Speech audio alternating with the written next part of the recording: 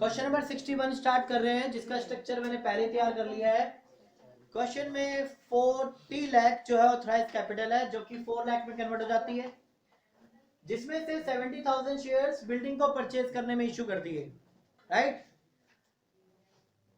Building purchase की होगी, उसके एक्सचेंज में 70,000 के शेयर्स इशू कर दिए मैसर्स स्टार लिमिटेड को, और 2 लाख जो है वो पब्लिक में ऑफर किए हैं शेयर्स, जिसके शेयर की वैल्यू 10 ईच है। 3 on application, 2 on allotment, 2 on first call and 3 on second and final call. Clear? पहली कंडीशन में क्या दी है कि अमाउंट किस किस के रिसीव हुए हैं। 1 लाख शेयर्स ऐसे हैं जिनके पूरा अमाउंट रिसीव हो गया till the second and final call. एक 60,000 शेयर्स हैं जिन्होंने 7 रुपीज पे किया है, 3 to 5 और 2 7। तो 3 पे मैंने क्लिक कर दिया, लास्ट वाले पे मैंने कट कर दिया क्योंकि 7 रुपीज पे किए हैं। 30,000 शेयर्स ने क्या किए है, खाली 5 रुपीज पर शेयर पे किया है, तो 3 और 2 कितना हो गया 5, बाकी पे मैंने क्रॉस लगा दिया। लास्ट है 10,000 शेयर्स, इन्होंने खाली 3 रुपीज पर शेयर पे किया है, ओनली ये, बाकी पे कट लग गया, बाकी पे नहीं किए। और डायरेक्टर ने यही वाले शेयर्स ओनली फॉरफिच किए हैं। डायरेक्टर ने बोला कि आप शेयर्स कौन से फॉरफिच करोगे, 10,000 वाले जिन्होंने 3 रुपीज पर शेयर से तक दिया है। पहले क्वेश्चन कैसा आया करता था कि ये भी नहीं बोला जाता था, कहता था डायरेक्टर ने फॉरफिच वो शेयर्स किए हैं जिसने ओनली 3 पर शेयर पे किया है। तो खाली यही है जिन्होंने 3 पर शेयर किया है। ये लैंग्वेज भी बोल सकता था, पर यहाँ बता दिया कि 10,000 वाले शेयर्स ही फॉरफिच किए हैं। पर पहले क्वेश्चन ये इसके विदाउट में था, तो वो अंडरस्टूड है कि 3 रुपीज इन्होंने पे किया है, तो खाली इसी का शेयर फॉरफिच किया जाएगा। और इन शेयर्स को आगे 12 रुपीज में इशू कर दिया, वो भी फुल्ली पेड वाले। फुल्ली पेड का मतलब क्या हो गया, 10 वाले शेयर्स कितने में सेल कर दिए, 12 में। अब सबसे पहले जो एंट्री में पास कर रहा हूँ, वैसे देखा जाए तो क्वेश्चन तो पूरा होना चाहिए, एप्लीकेशन अलॉटमेंट ये सारी चीजें ये आपको पता है, इसलिए मैं नहीं कर रहा वो ट्रांजेक्शन यानी वो जर्नल एंट्रीज। तो हम स्टार्ट करते हैं यहाँ पे जर्नल एंट्रीज किससे, ये बिल्डिंग इशू की है यानी बिल्डिंग हमने परचेज की है, तो यहाँ पे बिल्डिंग अकाउंट डेबिट टू, जिससे खरीदा उसका नाम है मैसर्स स्टार लिमिटेड। ये वेंडर वाला क्वेश्चन इसमें छोटा सा पॉइंट डाला हुआ है। तो बिल्डिंग यहाँ जो परचेज की होगी तो ऑब्वियसली है कि उतने की होगी जितने शेयर्स दिए। तो messrs star limited to share capital, तो कितने शेयर्स दिए इसको बदले में 70,000, और एक शेयर कितने रुपीज का है 10 रुपीज, तो कितने का दिया होगा 7 लाख। तो बिल्डिंग भी कितने की होगी भाई, 7 लाख के शेयर्स दिए तो बिल्डिंग भी कितने की होगी। तो क्या एंट्री पास करते हैं, assets account debit to vendor और vendor account debit to share capital. 70,000 share इसको दिए। अब हमारा पॉइंट है फॉरफिच करने का, ओनली 2 शेयर्स हु पे 3 रुपीज ऑन एप्लीकेशन। तो पहली एंट्री हम बात करते हैं फॉरफिचर की, तो share capital account debit to share forfeiture, to share unpaid call. Unpaid call यहाँ पे कौन कौन सी है, allotment, first call, second call. खाली 10,000 वाले शेयर्स को देखो फॉरफिच ही नहीं किए हुए, बाकी किसी के नहीं हुए। शेयर अलॉटमेंट भी लिखेंगे, फर्स्ट कॉल भी लिखेंगे, टू शेयर फाइनल कॉल।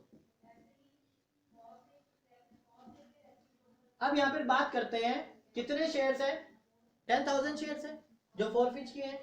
एक शेयर कितने का है 10 का, तो कितना अमाउंट बनता है उनसे टोटल 1 लाख लेना था, कितना नहीं दिया, अलॉटमेंट पे नहीं दिया 10,000 इंटू 2, और फर्स्ट कॉल पे 10,000 इंटू 2, और लास्ट 10,000 इंटू 3। देखना 10,000 को या बाकी को मत देखो, 10,000 into 2 allotment, 10,000 into 2 first call, 10,000 into 3 second and final call. तो ये हो गया आपका 20, ये आपका 20, और ये आपका हो गया 30। तो यहाँ बैलेंसिंग फिगर कितना निकलेगा 30,000। क्लियर है? अब आप ये शेयर्स क्या कर रहे हैं, री इश्यू कर रहे हैं। Bank account debit, shares forfeiture account debit to share capital account, ये आपके रीइश्यू की एंट्री है। कितने में इश्यू किया आपने 12 इंच में, तो 10,000 शेयर्स को किससे मल्टीप्लाई करोगे आप 12 से, तो शेयर कैपिटल में कितना मल्टीप्लाई होगा 10, तो 1,20,000, 1 लाख डिफरेंस नीचे आ रहा है भाई। 10 के शेयर्स 12 में बेचोगे तो सिक्योरिटी प्रीमियम आएगा, to security premium reserve 20,000। Last entry यहां पे कर रहा हूं मैं। लास्ट एंट्री जो फॉरफीचर वाला अमाउंट होता है इसको कहां ट्रांसफर करते हैं, कैपिटल रिजर्व में।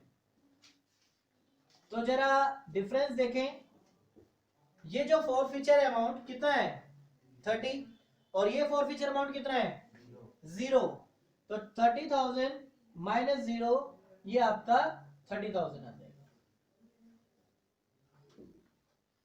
क्लियर है? इस तरह से आप एंट्री पास कर दोगे। ये लास्ट आपकी होगी कैपिटल रिजर्व में।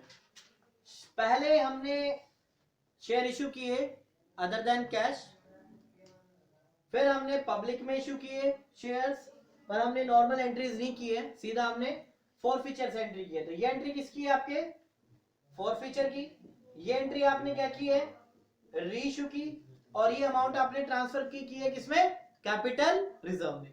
पर ध्यान रखें शेयर्स हमने खाली वही फॉरफीच किए हैं 10,000 वाले, बाकी के बारे में कोई इंफॉर्मेशन मतलब हमने बाकी के काम में नहीं किया। फॉरफीचर खाली 10,000 शेयर्स के लिए बोला था, वो हमने शेयर्स फॉरफीच कर दिए।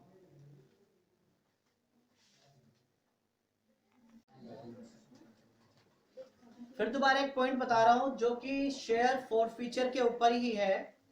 शेयर फॉरफीचर की एंट्रीज जो है एट पार के केस में अलग होती है और एट प्रीमियम के केस में अलग होती है।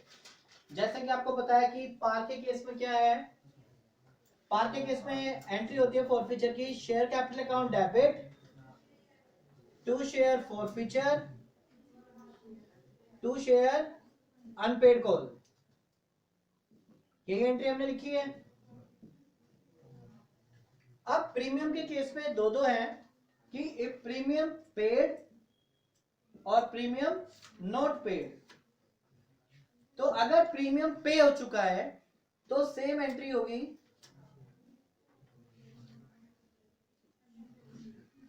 पार वाली, यानी यही कॉपी हो जाएगी।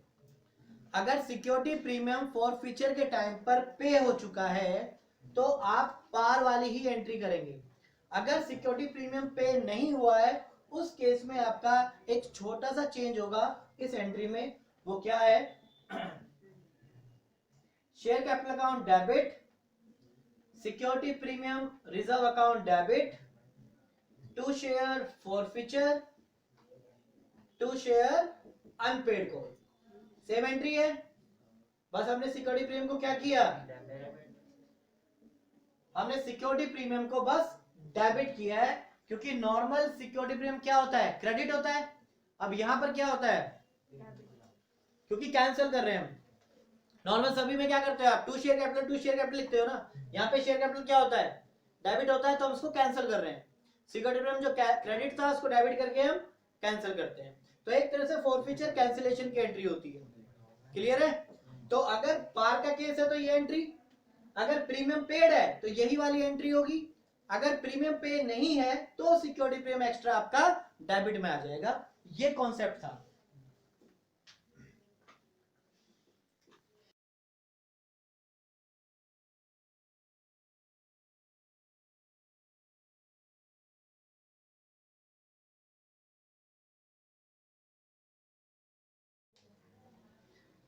क्वेश्चन नंबर 64 स्टार्ट करते हैं। एक बार मैं डिक्टेट कर देता हूं क्वेश्चन है क्या।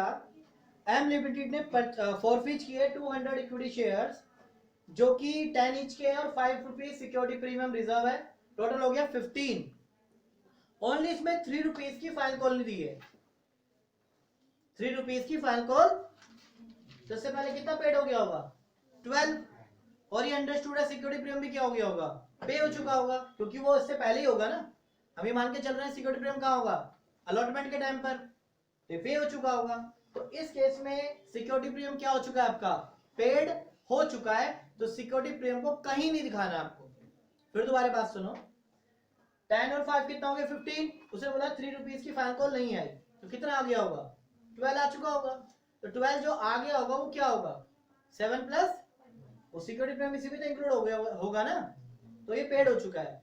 अब 200 शेयर में से 100 शेयर इश्यू कर दिए कितने रुपए में, 6 रुपीज में। तो सबसे पहले फॉरफीचर की एंट्री करते हैं, वो भी normally share capital account debit to share forfeiture to share unpaid call. Unpaid का नाम क्या है, अच्छा और यहाँ पे आपको बताया हुआ है क्वेश्चन में कि 4 रुपये डिस्काउंट पे इश्यू किए हैं। तो एक शेयर 10 रुपीज का है, तो उस पर 4 रुपये डिस्काउंट हो गया, तो कितने में सेल किया होगा, 6 रुपीज, यानी ये आया आपका 10 माइनस 4। तो ये एंट्री आप पास करेंगे, share capital account debit to share forfeiture to share final call. ये फॉरफीचर की एंट्री है। 200 शेयर्स इनटू किससे मल्टीप्लाई करेंगे, 10 से। सिक्योरिटी प्रीमियम से कोई लेना देना नहीं है क्योंकि वो पेड है। अमाउंट हो गया आपका 2000। फाइनल कॉल आपकी कितने रुपए की नहीं दी आपने, 3 रुपीज की, तो कितना हो गया आपका 6000। सॉरी ये 200 है, एक जीरो हटा दो, तो बैलेंस फिगर कितना आएगा, 200 शेयर 10 इंच के 2000 हो गया शेयर कैपिटल। क्या नहीं दिया, 2000 इंटू 3, जो नहीं दिया वो फाइनल कॉल में, बैलेंस शीट फिगर आ गया। अब इसमें ये शेयर्स इशू कर दिए, कितने इशू किए हैं, half.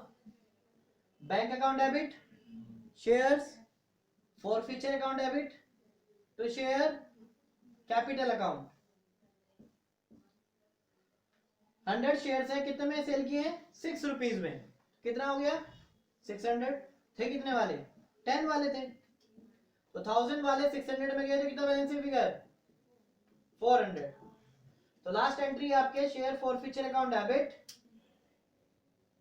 To capital reserve, share forfeiture account debit to capital reserve. तो निकाले डिफरेंस। अभी डिफरेंस आपको मैंने क्या बताया हुआ है, ये 200 शेयर्स का है और ये कितने का है, तो डायरेक्ट माइनस नहीं होगा। तो ये जो 1400 अमाउंट ये है, इसको आप डिवाइड किससे करेंगे, 200 से मल्टीप्लाई किससे करेंगे, माइनस 400। तो ये आएगा आपका 700 माइनस 400 इक्वल्स टू 300।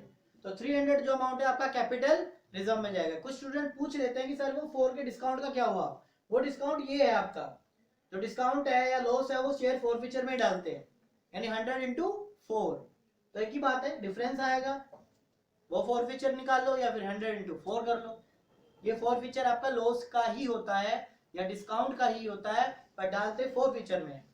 तो ये डिवाइड किया हमने 200 से और 100 से मल्टीप्लाई किया माइनस 400, तो कन्वर्ट हो गया 700 माइनस 400 300 में कन्वर्ट।